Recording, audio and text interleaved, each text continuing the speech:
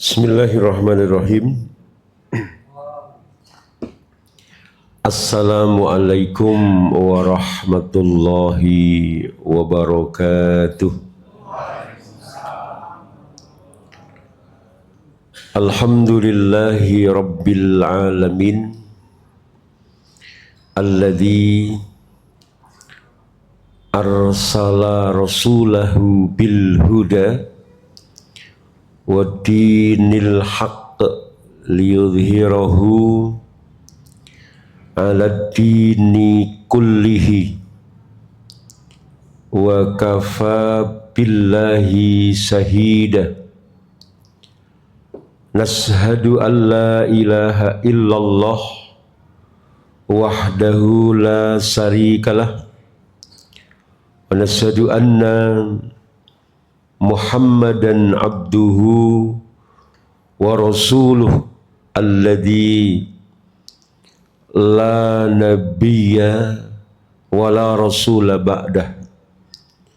Allahumma salli wa sallim wa barik ala nabiyyina wa rasulina Muhammadin wa ala alihi wa ashabihi wa man tabi'a hudahu ila yaumiddin. Allahumma arhamna bil Qur'an. Ma'asyiral muslimin wal muslimat, ibu-ibu, bapak-bapak, segenap jamaah rahimakumullah. Monggo kita purwakani kajian lan pepanggihan wonten ing wanci menika kanthi maos basmalah. Bismillahirrahmanirrahim. Alhamdulillah summalhamdulillahi rabbil alamin. Puji syukur kita panjatkan, kita haturkan untuk Allah subhanahu wa ta'ala atas segala nikmat yang senantiasa diberikan kepada kita berupa nikmat zahir maupun nikmat batin. Salawat bermahkotakan salam mari kita selalu dan senantiasa sanjungkan kepada uswah kita, tauladan kita, pimpinan kita, Rasul kita, Rasulullah Muhammad sallallahu alaihi wasallam. Teriring harapan tentunya semoga kelak kita semua menjadi bagian dari umatnya dan berhak atas syafaatnya. Amin ya rabbal alamin. Ibu-ibu, bapak-bapak, salah satu prinsip orang beriman itu bagaimana keberadaannya, hidupnya itu bisa memberi manfaat kepada orang lain. Ini prinsip orang beriman. Ya. Jadi hidup itu bukan sekedar soal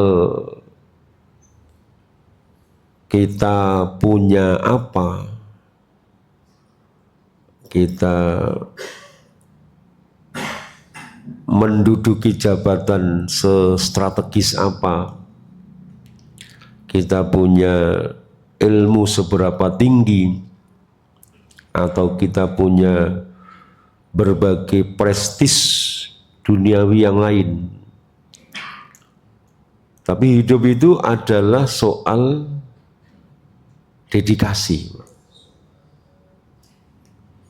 Hidup itu soal dedikasi. Hidup itu soal kontribusi.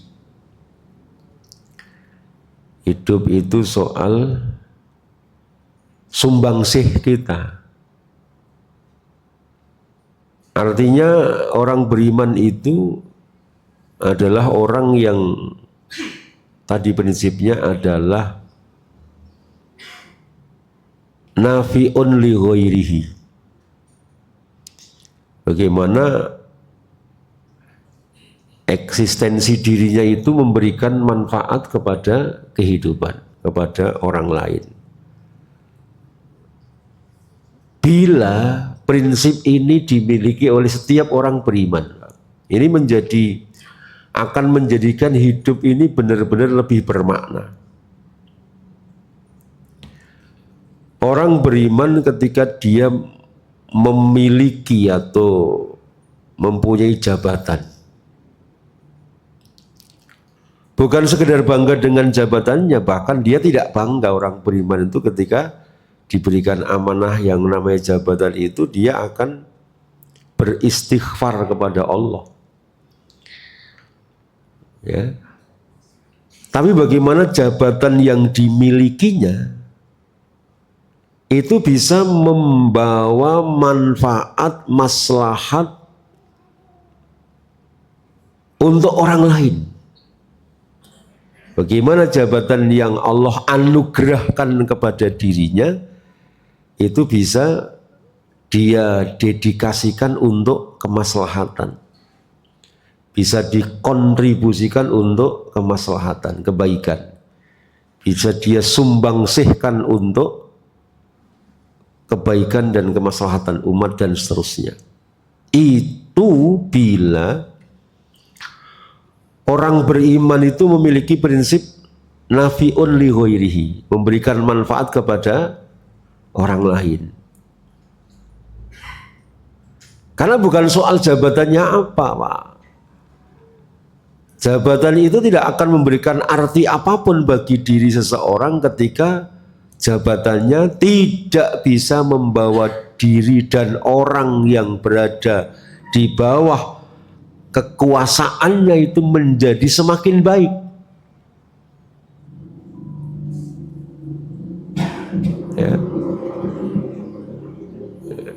Ya gampangane rembug itu.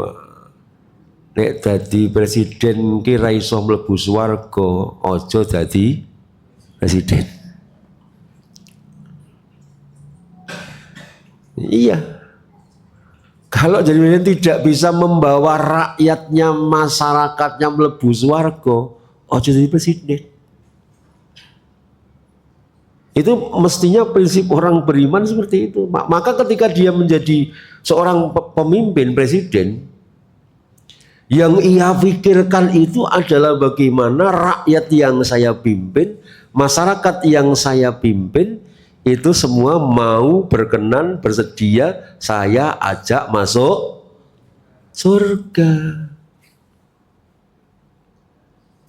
Cuma Pak, ini saya bicara realitas, urung tahu krungu aku kampanye calon presiden kuwi sing ngono kuwi, Pak. Betul? Bapak lek paham sampeyan milih kula, insyaallah kula badhe berusaha ngajak panjenengan sedaya lan keluarga panjenengan insyaallah supaya mlebu swarga, supaya terhindar saking neraka. Ini adalah pemimpin yang betul-betul visioner, Pak. Loh, orientasi akhir itu sudah di nomor satu kan, Pak. Dunia mesti bagian dari yang ia pikirkan.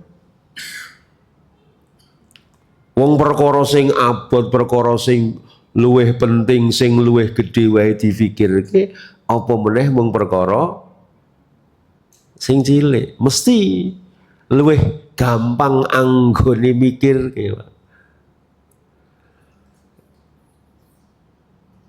Bila orang kaya itu adalah orientasinya memberikan manfaat untuk orang lain, maka kita tidak akan terlalu berpikir meri atau apa sing sugih sapa kira masalah. Wong sugih itu karena orang kayanya itu berorientasi untuk memberikan manfaat dan maslahat bagi kehidupan. Maka siapapun yang dipilih kaya oleh Allah Ta'ala, orang perlu dimereni. Apa dimereni? Orang diireni. Kita nggak perlu iri, nggak perlu hasad, nggak perlu dengki, nggak perlu kepada orang kaya. Karena toh orang kayanya itu berpikir untuk memberikan maslahat, memberikan manfaat. Coba Pak, kalau prinsip iman ini benar-benar dibawa dalam kehidupan, akan menjadi sangat indah hidup itu. Bila orang pinternya, ahli ekonominya, ahli tata negaranya, ahli farmasinya, ahli kedokterannya, ahli politiknya, ahli semua ahli, ya, itu berpikir untuk memberikan maslahat kepada umat manusia. Berpolitik yang ia lakukan adalah politik untuk membangun kemaslahatan, politik untuk membangun kebaikan, politik untuk membawa manusia kepada martabat sesungguhnya manusia. Bukan politik yang menghalalkan segala cara.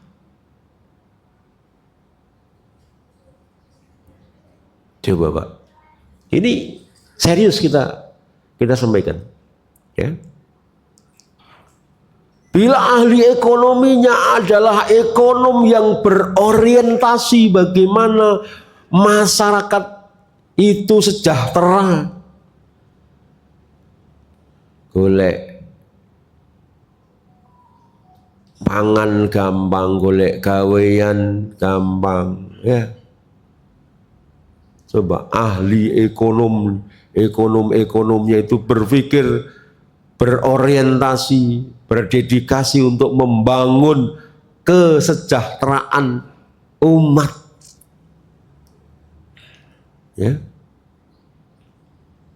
Saya sering sampaikan Pak, Indonesia itu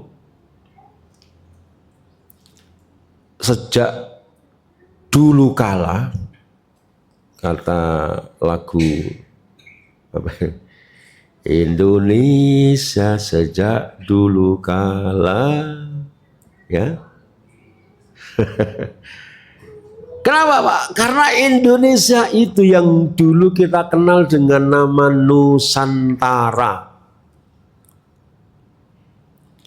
Indonesia itu kan lahir baru pada tahun 1945, namanya bangsa Indonesia itu Pak. Dulu namanya Nusantara Pak.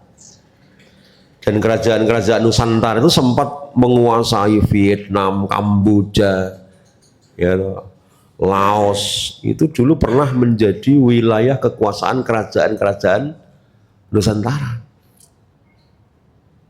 Walau pada akhirnya lepas setelah terbentuknya namanya bangsa Indonesia atau negara Indonesia. Oke, kembali ke tadi Pak. Indonesia itu negara kaya sejak dulu kala. Kata para pakar sejarah Pak, awak dia kan njukur garek ngrungokke, membaca tulisan. Coba negara-negara di benua Eropa dan lain-lain yang pernah menjajah atau yang pernah apa istilahnya Pak, menguasai Indonesia itu ada berapa negara Pak? Banyak negara kan? Ada Inggris, ada Perancis, ada Portugis, ada Spanyol, ada yang Eropa, Belanda, karena yang Inggris, Portugis, Spanyol ini tadi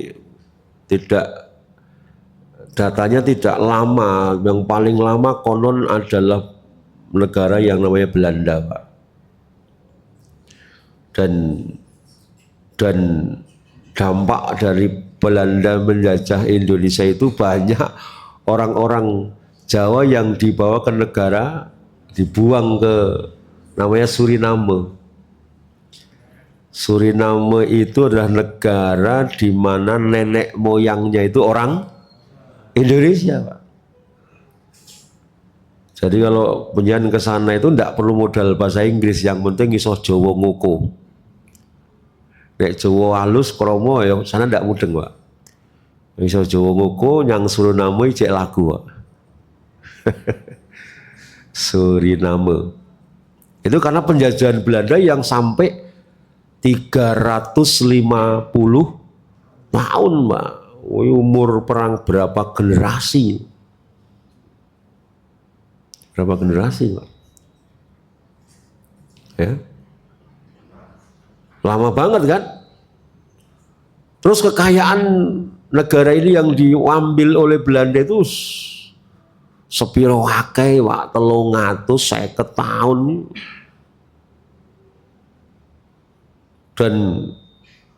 Dan selama masa sepanjang itu, Pak, itu penjajahan itu bukan soal semata-mata material juga, Pak, tapi penjajahan pemikiran, di penjaranya pemikiran-pemikiran bangsa Indonesia, untuk sekolah.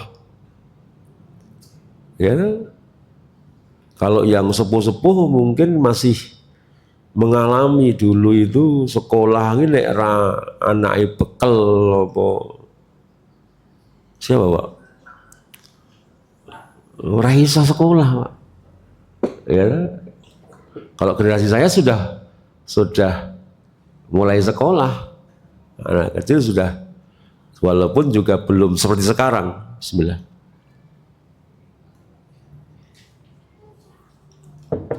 Kalau saya membaca kisahnya Raden Ajeng Kartini itu kan, beliau sekolah itu ketika masih masa kecil, anak-anak, kanak-kanak. 12 tahun beliau sudah mulai dipingit karena anak bangsawan. Nah, tapi karena anak bangsawan, beliau masih punya kesempatan belajar. Dan salah satu guru yang sangat berpengaruh secara mental dan spiritualnya Raden Ajeng Kartini itu ulama besar, namanya Kiai Haji Muhammad Soleh Darat, yang beliau sempat terperanjat dengan pernyataan R.A. Kartini saat Kartini mendengarkan pengajian Kiai Haji Muhammad Soleh Darat menerangkan surah Al-Fatihah. Ini kalau diajarkan kepada kami, para wanita khususnya, dan kepada bangsa ini, Pak Yahya, kan menjadi sebuah ledakan kemajuan yang sangat luar biasa. Bahkan desakan dari Raden Ajeng Kartini inilah yang kemudian menjadikan Kiai Haji Muhammad Soleh Darat menulis kitab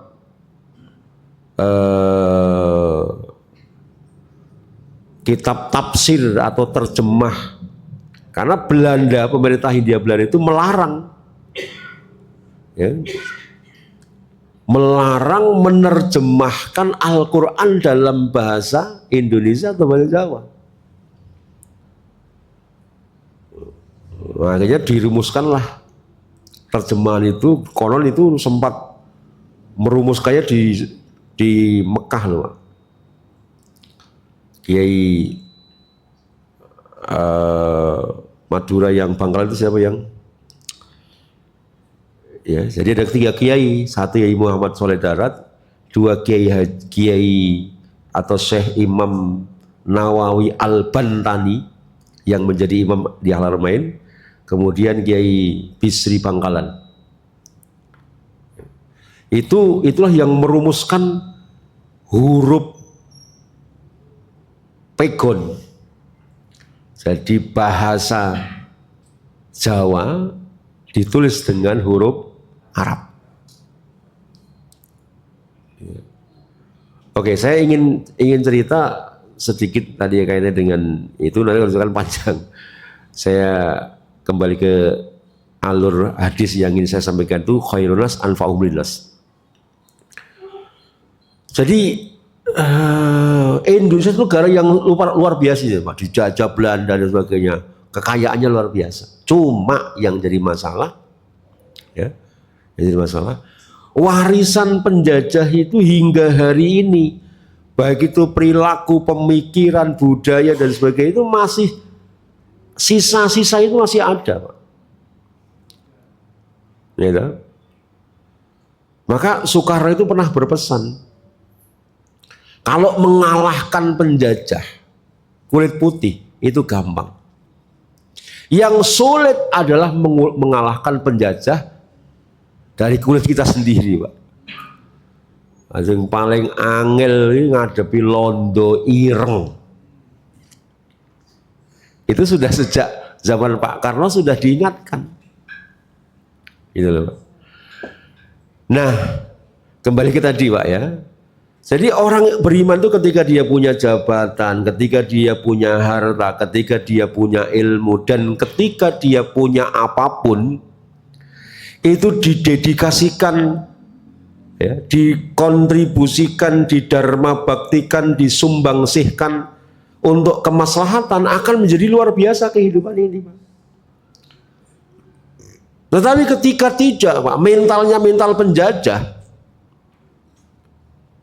kalau dia menjadi pemimpin yang jajah rakyat, kalau dia dari orang kaya yang jajah rakyat kecil, bagaimana kekayaannya kembali berputar kepada dirinya. Ya. Pemain-pemain bisnis itu, Pak, itu hampir semua adalah orang-orang yang pahamnya apa-apanya kapitalisme. Yang menguasai perekonomian di Indonesia ini adalah orang-orang yang pikirannya itu kapitalis. Ya. Mau naik kenaikan gue sing nyun sewu, Pak. Mohon maaf ya. Sing metenteng ngantek mecicil yo rakyat cilik. Plastik Munda, penjual es jumbo muring-muring. Arep badis dilai kok dadi larang plastike. Ya. Mereka yang punya kapital, mereka yang punya modal, mereka yang punya duit, mereka yang punya dan sebagainya, no problem. Ya. Ketika BBM naik, siapa yang rekoso, Pak? Rakyat. Ini masih tepo-tepo, Pertalite belum muda, Pertamax biasa belum muda. Nanti kalau kedua jenis ini sudah ikut naik, ya tidak tahu, Pak, apa yang terjadi. Karena itu sensitif sekali kalau hubungannya dengan perekonomian rakyat kecil yang namanya BBM.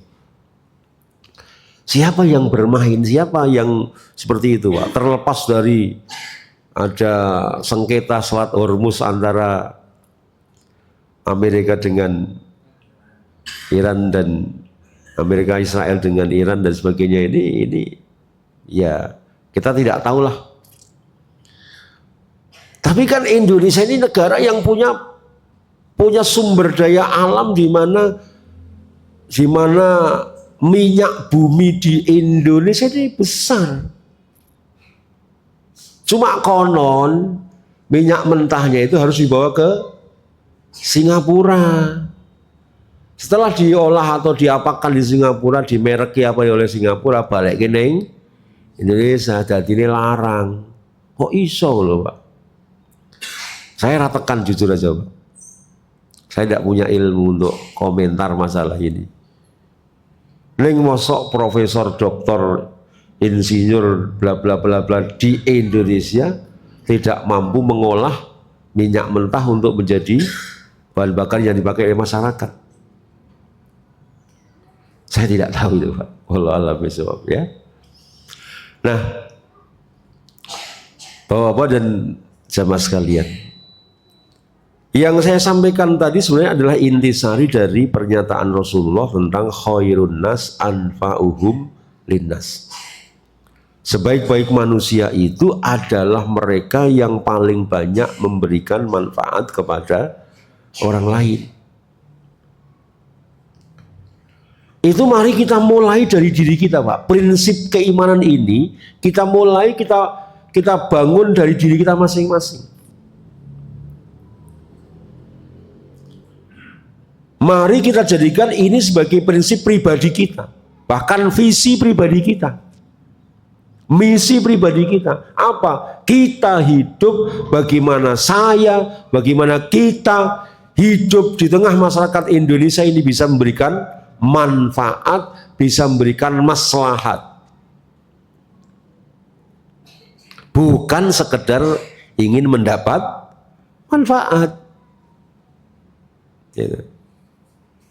Coba kalau ini, Pak, kalau ini kita renungkan, setiap orang Indonesia, terutama orang Islam, orang berimannya, menjadikan ini sebagai prinsip utamanya, bagaimana saya hidup ini bisa memberikan manfaat atau maslahat kepada orang lain, kepada masyarakat, kepada bangsa dan negara. Barangkali nanti MBG nggak akan laku, Pak, karena semua orang ingin sedekah, Pak, nggak ingin dapat sedekah. MBG itu kan saya gambarkan kayak sedekah. Nah, kalau setiap orang Islamnya berpikir saya harus bisa memberikan manfaat kepada orang lain. MBG itu kalau menjadi programnya adalah makan bergizi gratis, ya, Bo? Makan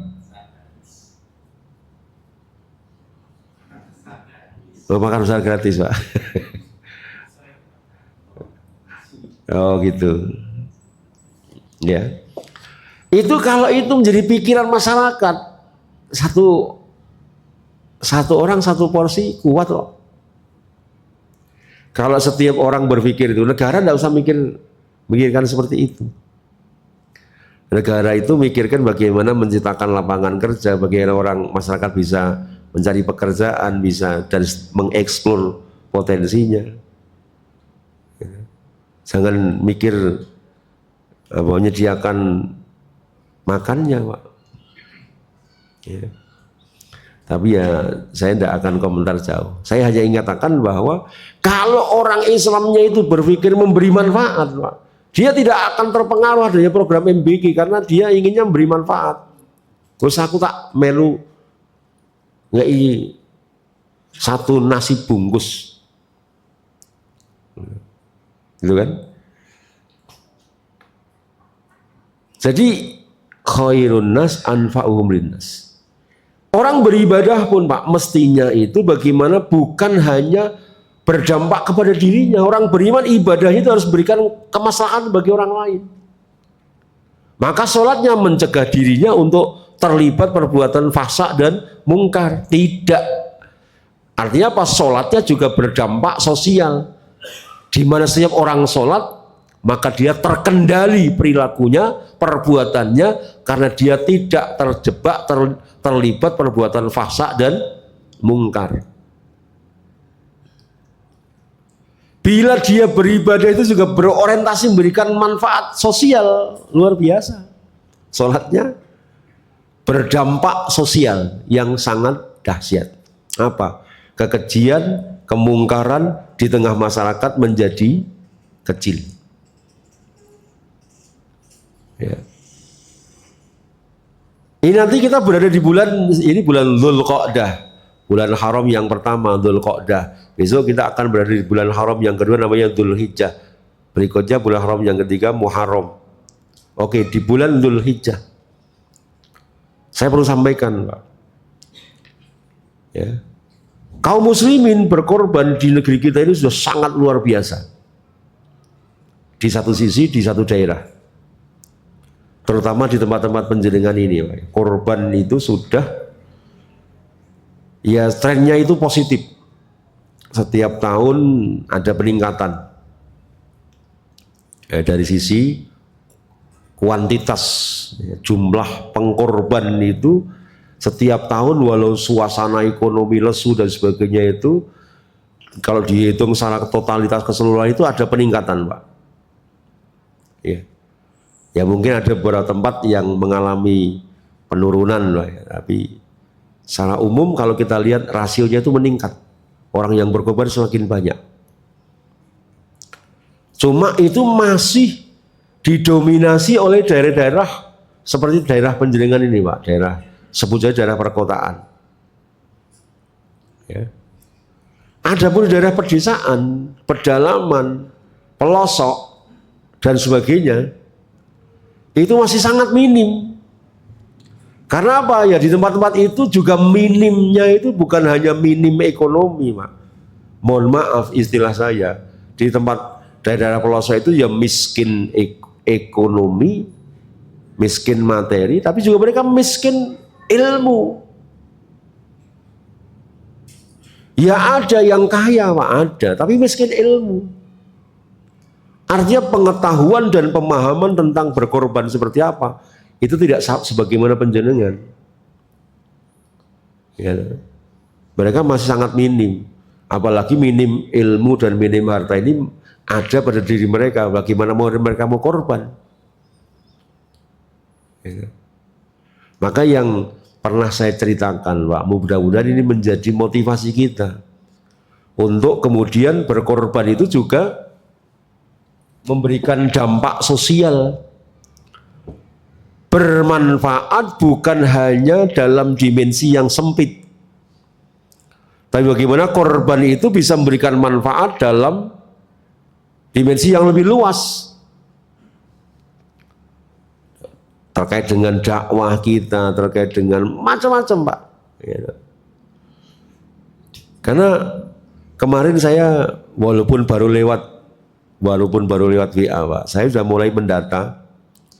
Biasanya saya nanti menjelang kurang berapa pekan gitu ya, itu saya akan cross check ke lapangan yang sudah saya data lewat WA. Ya. Yang sudah saya lakukan ya di daerah yang pelosok-pelosok, Pak, di lereng Merapi Merbabu, kemudian di wilayah utara. Ada Wonoskoro, Wonosamudro, Juwangi, Kemusu. Beberapa yang sudah masuk data ke saya itu saya tanya, Pak, gimana? Di sini kemarin korban berapa? Alhamdulillah ada satu, Pak. Alhamdulillah sudah ada korban satu. Itu tak pikir satu ekor sapi, ternyata satu ekor kambing, Pak. Ya sudah lumayan, Pak, satu korbannya. Nah, kakaknya berapa? Kakaknya ada 100. Berarti satu kampung padukuhan, Pak. Iya. Kakaknya 100. Saya pikir kalau satu ekor sapi ya lumayan lah, dah. Sak balung-balungnya, sak jeroannya ya sokeh loh. Nah kambing itu, Pak. Kambing kalau 100 kakak ini, kalau satu kakak itu 3 orang udah 300. Nah ini perlu kita pikirkan bersama, Pak. Ada yang 2 kampung, 2 RT satu kampung itu tidak ada korban. Ada korban yang nanti juga dikasih dari kampung yang lain yang dan sebagainya. Dan itu sudah kita apa, Pak? Kita jalani itu bertahun-tahun, sudah sekian tahun. Kita turun lapangan setiap Idul Adha. Kita cari daerah yang paling minus korban. Sampai saya perlu ceritakan sedikit, Pak, dulu 2 tahun yang lalu, tahun kemarin saya kirim kambing. Ada di Kecamatan Juwangi itu, desa itu belum pernah ada korban sapi. Ya. Akhirnya Alhamdulillah saya dapat donatur korban sapi, saya taruh di sana Pak. Karena itu saya kabari masyarakat sana, Pak tolong ini karena kami bla bla bla bla repot, bisa nggak kalau ngambil? Oh sakit Pak Ustadz, oke kita pendet. Nah, nopo ada seekor sapi dan sama ada 4 kambing saya bilang, bawa truk Pak. Bawa truk itu ternyata yang berangkat ngambil itu bukan hanya sopir dan 2 orang yang nata kambing. Itu yang berangkat tuh ada mak-mak 2 orang, bapaknya ada 7 atau berapa. Lah nanti sapinya taruh di mana? Nggih, mungkin sapine ngajeng. Nggih wingking-wingking nggih awake dhewe disekat pakai blabak gitu, kayu papan. Lah iku nek ngletong nek pipis piye puter napa-napa Pak mengke ngadeg. Saking senenge itu Pak. Kita kasih korban seekor sapi itu yang ngambil mak-mak ikut, bapak pengurus masjid ikut dan sebagainya. Subhanallah. Ya. Nanti kita komando, nanti sembelihnya besok hari kedua kita akan datang, kita sembelih. Ini contoh aja Pak ya. Jadi saya ingin sampaikan pesan moral begini Pak. Kita ini berkewajiban dakwah di berbagai tempat. Kita ingin supaya kaum muslimin di berbagai tempat itu juga menunaikan ibadah sebagaimana panjenengan. Ya sholatnya sregep, ya rutin, ya do gelem ngaji dan sebagainya. Kan kita maunya seperti itu. Nah itu salah satu pintunya adalah saat kita korban, kita sentuh mereka. Kan perintah Nabi itu afsus salam wa at'imut ta'am, ya, sebarkanlah salam dan berikanlah makan. Sentuh dengan suara, sentuh perutnya, baru sentuh hati dan pikirannya. Ya. Sebab kalau tidak seperti itu ya akan sangat mungkin daerah-daerah seperti itu menjadi lahan yang sangat empuk bagi gerakan pemurtatan, gitu loh Pak. Yang mungkin pernah saya ceritakan di forum ini itu kan di lereng Merbabu ya, sering saya ceritakan di beberapa tempat. Itu sholat Jumat itu bisa diliburkan gara-gara umat Islam rumongso kepotangan budi sama orang Kristen, orang Nasoro. Ya. Orang Nasrani memang sengaja dia mau tangi budi sok geni so di murtadke kan gitu ya. Dan mereka tempuh itu. Ada suatu ketika saya tahunya itu dari kita kan kerjasama Pak dengan pesantren, dengan beberapa elemen mahasiswa kami yang kita kirim ke sana itu. Saya tanya, gimana Mas kemarin dakwah di sana, sholat Jumat gimana? Mahasiswa kita ini bilang, Ustaz, kemarin Jumatannya diliburkan. Ya sembrono, Jumatan mbok prek iki piye karepmu? Sana yang liburkan Ustaz. Kami datang dihadang katanya, Mas, niki Jumatane dinten niki liburin. Nah, aku dikandani pengajian liburin ngene ra apa-apa. Iki Jumatan kok prei lho. Ini kejadian, Pak. Tepatnya di desa Gemawang, Dukuh Gemawang itu Kelurahan Jelarem, ya, Kecamatan Pemekaran dari Ampel namanya Geladak Sari. Itu yang lereng-lereng Merbabu. Kita masih dakwah di sana setiap pekan sekali, malam Kamis. Tanggal 9 besok kita tabligh akbar, katanya fatayat NU macam-macam kumpul ya, supaya saya tidak peduli organisasinya Pak. Saya disuruh ngisi, tak isi pengajian. Ya. Itu kejadiannya kayak gitu Pak. Hari Jumat orang Nasrani mantu, ya dah, takmir masjidnya kon dadi among tamu, you know, remaja masjidnya kon nyinom, mak-mak kon rewangan masak. Ya wis selesai dah Pak. Ler mangkat Jumatan sopo. Nah, akhirnya sepakat masyarakat Jumatane libur. Bagus Pak ya. Masya Allah. Terus niki sing dosa sapa, Pak? Sing dosa sapa? Mereka miskin ilmu karena sampai dalam tanda kutip beristihad. Mereka Jumatan ini kan piye, ngilmune kok ngendi? Ya, kok wani, kok iso dan sebagainya. Kok sampai mereka seperti itu? Kenapa? Ya berarti dakwah kita belum sampai. Nanti salah lah, orang ngerti kok. Nek disalahke ku ya salah.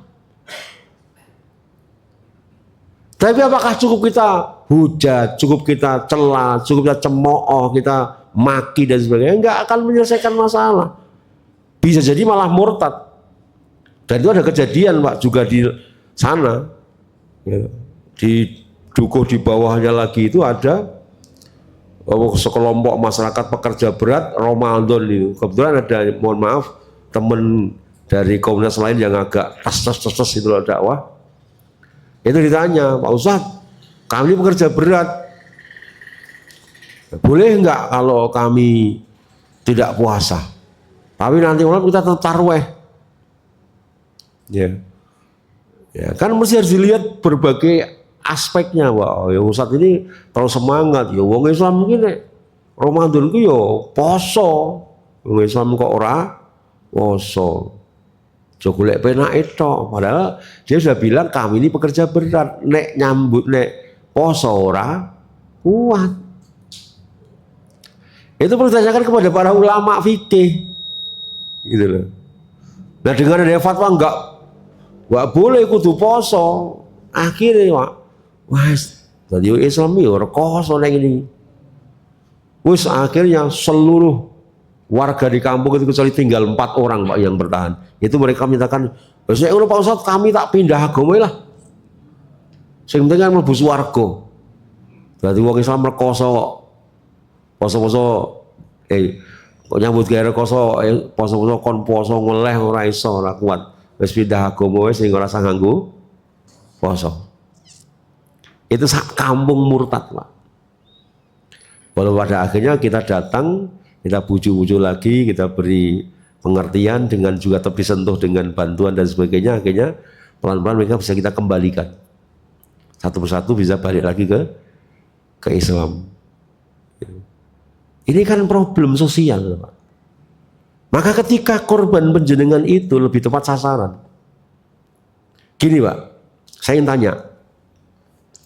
Kalau penjenengan hari ini misalnya tahun bulan besok ini, Dzul Hijjah ini, penjenengan sudah bisa berkorban. Kemudian penjenengan tetap mau berkorban, tetapi melihat saudara kita yang pengen berkorban, bertahun-tahun nggak kesampaian, penjenengan merelakan uang iuran 3.500 atau 3.500.000 tadi, Pak, ini takmir masjid atau marbot masjid atau apa masjid, aktif masjid yang pengen korban nih, nanti korban dereng-dereng, bukan duwe kok. Nek kalau Sang Siarto nggih korban kersa mboten, nggih korban tapi ora nggo jajan, nggih purun. Gitu. Kasihkan. Akhirnya dia bisa berkorban karena uang penjenengan. Pertanyaan saya, orang yang berkorban dari hasil pemberian penjenengan tadi, korbannya sah apa tidak? Sah apa tidak, Pak? Sah. Apa dasarnya kok nggak sah? Wong dikasih. Ya. Terus pertanyaan berikutnya, penjenengan yang ngasih uang kepada orang yang pengen berkorban supaya dia bisa berkorban dan akhirnya bisa ikut berkorban, itu menurut asumsi penjenengan yang ngasih uang, penjenengan yang ngasih uang kepada orang untuk berkorban, dapat pahala enggak? Dapat. Pahalanya luwih akeh mungkin, Pak.